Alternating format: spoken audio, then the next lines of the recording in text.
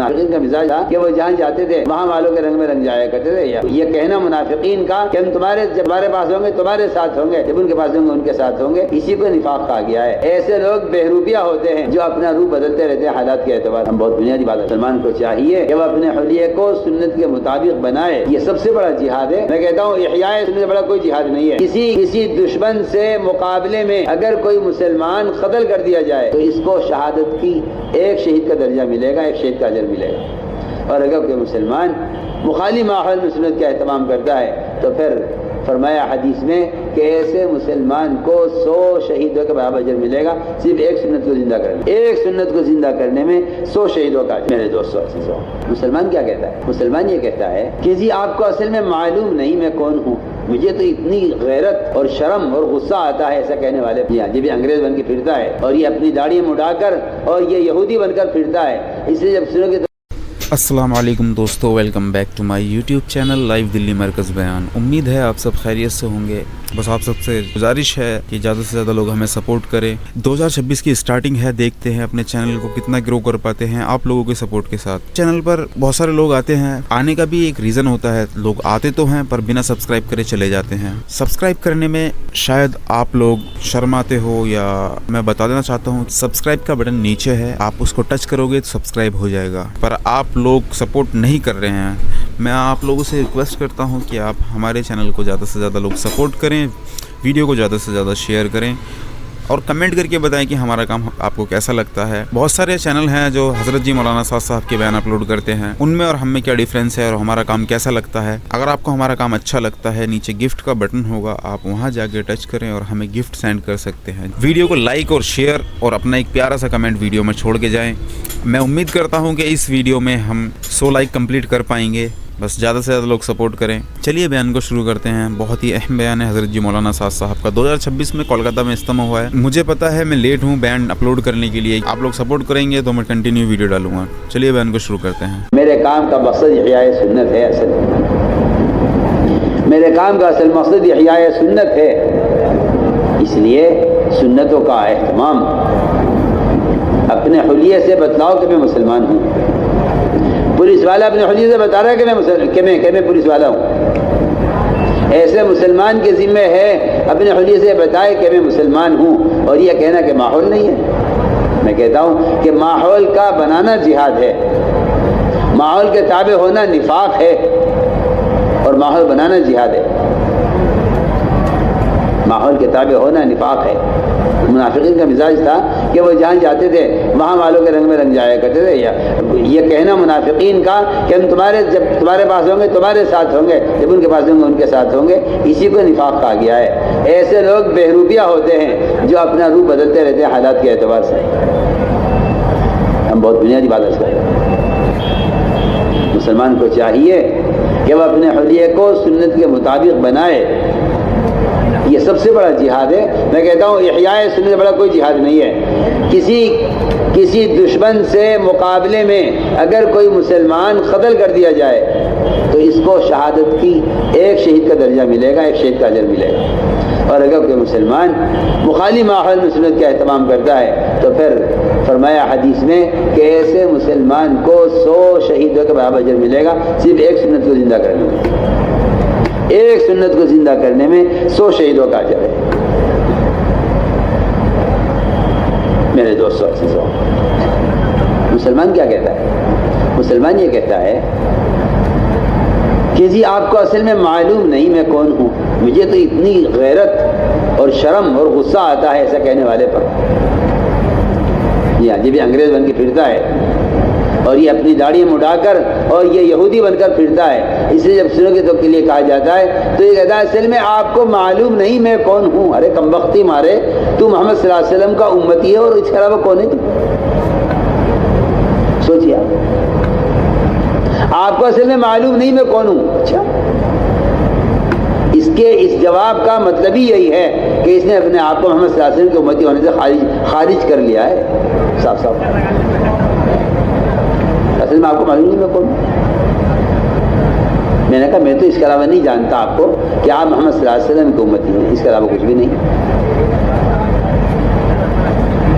سوچیے، آپ سوچیے میں کیا کہہ رہا ہوں. آپ غور کیجئے اس پر میں کیا کہہ رہا ہوں.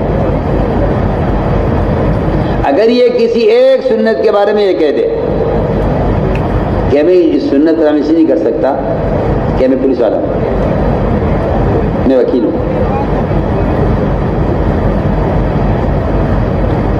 اس نے صاف انکار کر دیا محمد صلی اللہ علیہ وسلم کو امتی ہونے سے.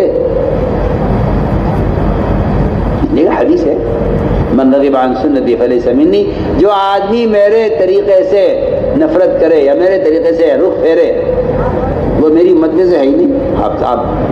آپ کرتے رہیے تعویلیں جھوٹی. صاف فرما لیا آپ نے، من رغب عن سنتی فلیس منی. جس آدمی کی شکل، اس کا لباس میری شکل میرے لباس کی طرح نہیں ہے وہ میری امت میں شامل نہیں ہے. اور آپ کہہ رہے کہ جی میں آپ کو آپ جانتے نہیں میں کون ہوں. سوچیے آپ، سنت جو ایمان کی سب سے بڑی علامت ہے، ایمان کی سب سے بڑی علامت ہے اتباع سنت. جس کو اس زمانے کے بیچارے جاہل قسم کے مسلمان وہ اس کو ایمان کا حصہ نہیں سمجھتے. حالانکہ میں آپ سے بتاؤں ایک بات، ایمان زندگی کے تمام شعبوں میں اس طرح پھیلا ہوا ہے جس طرح انسان کے بدن میں روح پھیلی ہوئی ہے. آپ سر کا بال کھینچے تکلیف ہوگی، آپ کے پیر کا ناخن کٹے گا تو چوٹ لگے گی تکلیف ہوگی. پیر کے ناخن سے لے کے سر کے بال تک روح پھیلی ہوئی ہے. اس میں جس حصے میں بھی آپ کو تکلیف پہنچے گی پورا بدن اس سے متاثر ہوگا. اس طرح ایمان سارے شعبوں کے اندر پھیلا ہوا ہے. ہم آپ سے بہت بنیادی بات کر رہے ہیں. جب آپ سے کہا جاتا ہے کہ یہ سنت، تو آپ کہتے ہیں جی آپ کو معلوم نہیں میں کون ہوں. اس کا مطلب یہ ہوا کہ آپ اپنے محمد صلی اللہ علیہ وسلم کا امتی ہونے کا تو انکار کر رہے ہیں. سنیے تو صحیح، آپ کے نزدیک سنت پر عمل کوئی فرض نہیں ہے. میں کہتا ہوں اس زمانے کی بے دینی کا سبب یہی ہے کہ آپ کہتے ہیں سنت ہے فرض نہیں ہے. میں آپ کو مثال پیش کرتا ہوں. آپ کو پتہ چلے کہ ایک نماز کی سنت، ایک نماز کا فریضہ، ایک نماز کا فریضہ ہے، نماز جس کے بغیر مسلمان نہیں ہو سکتا. اگر کوئی مسلمان نماز کا انکار کر دے تو وہ کافر ہو جائے گا. کیا ہو جائے گا؟ کافر ہو جائے گا اگر نماز کا انکار کر دے. اگر وہ نماز نہیں پڑھتا، انکار تو نہیں کہتا میں نماز نہیں پڑھتا، تو امام ابو حنیفہ کہتے ہیں کہ اس کو عمر قید کر دیا جائے. یہاں تک کہ تو مر جاوے قید میں یا نماز پڑھنے کا عزم کر لے. باقی علماء کہتے ہیں نہیں جی، اس نے اگر نماز کا انکار کر دیا ہے تو اس کو قتل کر دیا جائے کیونکہ اسلام سے مرتد ہو گیا اس نماز کا انکار کر دیا. میں ایک بہت اچھی مثال دے رہا ہوں.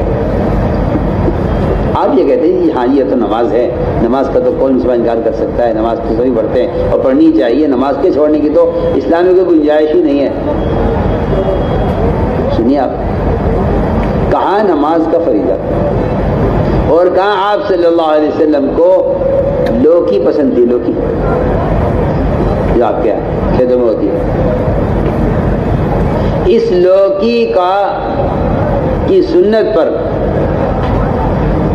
حدیث بیان کی قاضی ابو یوسف رحمۃ اللہ علیہ نے، اور یہ کہا کہ آپ صلی اللہ علیہ وسلم لوکی پسند کرتے تھے. سامنے وزیر بیٹھا ہوا تھا، ملک کا وزیر اعظم. سوچیے آپ، سوچیے وزیر اعظم کی کیا حیثیت ہوتی ہے. وزیر بیٹھا ہوا تھا سامنے، اس کی دعوت کی تھی قاضی صاحب نے، یہ جج تھے اپنی عدالت کے. تو اس وزیر نے یہ کہہ دیا کہ مجھے لوکی پسند نہیں ہے. کھانے کی چیز ہے، نہ فرض ہے نہ واجب ہے، نہ اس کو کھانا کوئی لازم ہے نہ چھوڑنا حرام ہے. اس نے اتنا کہہ دیا مجھے لوکی پسند نہیں ہے. فوراً تلوار نکالی اور اس کے قتل کا فیصلہ کر لیا. اور قاضی نے عدالت سے فیصلہ کر دیا کہ یہ آدمی اسلام سے مرتد ہو گیا ہے، اس کو قتل کر دیا جائے.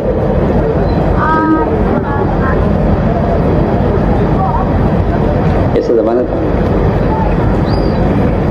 مسلمان کو سنتوں سے ایسی محبت تھی، مسلمان کو سنتوں سے ایسی محبت تھی کہ قاضی نے فیصلہ کر دیا کہ اس آدمی کو قتل کر دیا جائے، اس نے سنت کا انکار کیا۔ دیکھ لیجیے، اب مسلمان سر سے لے کے پیر تک یہودیوں کی شکل بنا کر پھر رہا ہے اور اسے اس کی کوئی پرواہ نہیں ہے، اور اسے جاہل قسم کے لوگ یہ کہہ رہے ہیں اس میں کوئی حرج نہیں، اس میں کوئی حرج نہیں ہے، ایسے بھی پڑھ سکتے، ایسے پہن سکتے ہیں، یہ پہن سکتے ہیں، یہ پہن سکتے ہیں، پہننے سے کیا ہوتا ہے؟ ایسے جاہل قسم کے لوگ کہتے ہیں ایمان دل کی چیز ہے، ظاہر میں کیا دیکھنا، ایمان دل میں ہوتا ہے۔ اگر تیرے دل میں ایمان ہوتا تو سنت کی شکل میں ظاہر ہوتا۔ وہ ایسا فرماتے تھے، جی سنو حضرت کی بات نقل کر رہا ہوں، مولانا ایسا فرماتے تھے کہ جس کا ظاہری حلیہ سنت کے مطابق نہیں ہے اس کے دل میں کفر نے جڑیں پکڑی ہوئی ہیں، پکی پکی بات۔ کیا کہتا ہے مسلمان؟ مسلمان یہ کہتا ہے کہ جی اصل میں آپ کو ابھی معلوم نہیں ہے میں کون ہوں، میں اصل میں ڈاکٹر ہوں، سن تو لو، میں ڈاکٹر ہوں۔ تو میں نے پوچھا سیکھو تو ڈاکٹر ہوتے ہیں؟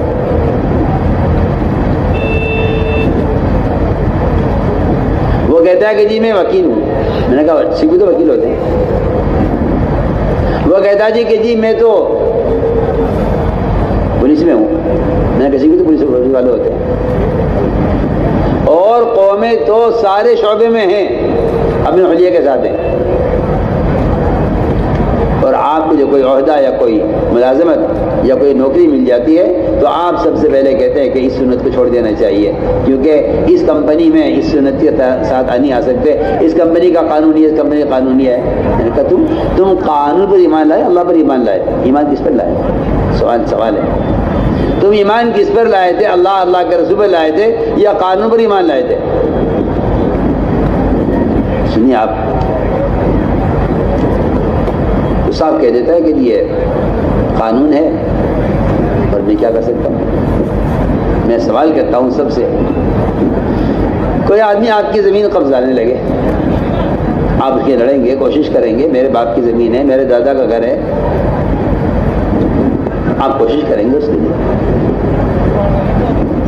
سوال اس بات کا ہے کہ اگر کسی ڈپارٹمنٹ کا یا کسی شعبے کا کوئی قانون ہے اور اس کا قانون آپ کی جسمانی یا کپڑے یا حلیے کی کسی سنت سے ٹکرا رہا ہے، صاف تو بحث کرتا ہوں کہ آپ سے کہا جائے کہ آپ سنت چہرہ نہیں رکھ سکتے مثال کے طور پر، تو آپ اگر یہ کہتے ہیں قانون کی مجبوری ہے تو آپ اللہ کے یہاں مجرم ہیں۔ سن لیجئے، میری بات نوٹ کر لیجیے، آپ اللہ کے یہاں مجرم ہیں۔ اگر آپ یہ کہتے ہیں قانون کی مجبوری ہے تو آپ اللہ کے یہاں مجرم ہیں، اس لیے کہ صاف صاف بات ہے کہ ہم تو اللہ پر ایمان لائے، اللہ پر ایمان لائے، اس کے بعد کوئی شخصیت کوئی ذات ہے ہی نہیں جس پر ایمان لاتے۔ ان پر ایمان لانے کا مطلب یہ ہے کہ ہم ان کے حکم کے تابع ہیں۔ اللہ کے یہاں، اللہ تعالیٰ کے یہاں یہ چھوٹ نہیں ہوگی کہ جی قانون تھا ٹھیک ہے آپ مجبور تھے، نہیں، میں عرض کرتا ہوں اللہ کے یہاں مجبور کون ہے، معذور کون ہے، یہ تو آج کو سمجھنا چاہیے۔ اللہ کے یہاں مجبور کون ہے، معذور کون ہے، اور اللہ کے یہاں مجرم کون ہے اور اللہ کے یہاں معذور کون ہے، اس کو سمجھنا چاہیے۔ جو شخص اس کے لیے مسلسل کوشش کر رہا ہو وہ کہا جائے گا کہ ہاں یہ اللہ کیا معذور ہے، اللہ دیکھ لیں گے میرے بندے نے میرا حکم پورا کرنے کے لیے، میرے بندے نے میرے نبی کی سنت پر عمل کرنے کے لیے پوری کوشش کی ہے، اگر یہ کوشش کر رہا ہے تو یہ اللہ کے یہاں معذور ہے، ورنہ مجرم ہے، اگر کوشش نہیں کرتے تو مجرم ہے۔ دوسری شرط یہ ہے کہ آپ جتنی دیر اس شکل میں ہیں آپ اللہ تعالیٰ سے اس پہ استغفار کرتے رہیں، اور تیسری شرط یہ ہے کہ آپ یہاں سے نکلتے ہی لباس تبدیل کر لیں، تب تو کہا جا سکتا ہے کہ آپ اللہ کیا مجرم نہیں ہیں، ورنہ آپ اللہ کیا مجرم صاحب۔ مولوی ایسا فرماتے تھے میرے کام کا مقصد تو احیاء سنت ہے، میں تو ایک نمونہ پیش کرنا چاہتا ہوں سارے عالم کو میرے بزرگ دوستوں عزیزوں، آپ صلی اللہ علیہ وسلم کے زمانے میں جو آدمی آتا تھا سب سے پہلے اس کے لیے کہ وہ آ کر ایسا بدل جایا کرتا تھا، آپ نے فرمایا کہ میری امت ساری امتوں کے درمیان میں ایسی ہے جیسے سفید بیل کے پہلو میں چند بال سیاہ ہوں، الگ الگ چمکتے ہوئے نظر آتے ہیں۔ اب تو حالت یہ ہے کہ کسی کو سلام کرتے بھی ڈر لگتا ہے، نام پوچھنا پڑتا ہے سلام کرنے سے پہلے کہ آپ کے کیا نام ہے۔ اس کا مطلب صاف یہ ہے، اس کا صاف مطلب یہ ہے کہ مسلمان سنتوں سے اتنا ننگا ہو گیا ہے کہ اس کو سلام کرتے ہوئے خیال ہوتا ہے پتہ نہیں مسلمان یا غیر مسلم۔ صاحب آپ سے تو میں آپ سے بے تکلف بات کر رہا ہوں۔ مسلمان نے اپنا حلیہ یہ بنا لیا ہے کہ ابھی یہ سلام کا بھی مستحق نہیں رہا ہے، اس کو سلام کی کیسے کی جائے پتہ نہیں کون ہے۔ میرے دوستوں، اس لیے ہم نے عرض کیا کہ سنتوں کا بڑا مقام ہے اور سنتوں کو مٹانا دین کو مٹانا ہے۔ اب یہ مت سمجھیے کہ آپ نے فرائض چھوڑ دیے تو اسلام جو ہے ضائع ہو گیا، نہیں۔ اگر آپ سنتیں چھوڑ رہے ہیں تو آپ اسلام کا ایک حصہ معاشرے کو ضائع کر رہے ہیں۔ اسلام کا ایک بڑا حصہ معاشرہ ہے، عبادات، معاملات، اخلاق، معاشرہ، یہ 4 شعبے ہیں۔ یہ ایمان کا معاشرہ، ایمان کا ایک حصہ ہے جس کو آپ یہ کہہ کے چھوڑ دیتے ہیں کہ اس سے کیا ہوتا ہے۔ اس لیے بنیادی طور پر بحث کر رہے ہیں کہ سنتوں کا اہتمام سر سے لے کے پیر تک مسلمان کو ایسا ہونا چاہیے کہ دور سے دیکھ کر پہچانا جائے کہ یہ مسلمان ہے۔ چنانچہ میں عرض کر رہا تھا کہ ایک جماعت آپ کی خدمت میں حاضر ہوئی، حیات الصحابہ میں اس کو نقل کیا ہے اور ایمان کی حقیقت کے اعتبار سے بیان کیا ہے اس کو، ایمان کسے کہتے ہیں۔ یہ 7 آدمی کی جماعت تھی، آپ صلی اللہ علیہ وسلم کو دور سے دیکھ کر پہچان گئے۔ وہ خود کہتے ہیں کہ آپ نے ہماری حلیے سے پہچانے کے مومن ہیں۔ ہم قریب آئے، آپ نے ہم سے پوچھا آپ نے کہ تم کون ہو؟ ہم نے آپ کے سوال کے ساتھ جواب دیا کہ ہم ایمان والے ہیں فوراً، اس لیے کہ انسان کا مزاج ہے یہ کہ وہ جو اصل اس کا مقصد ہوتا ہے اس سے وہ اپنا تعارف کراتا ہے۔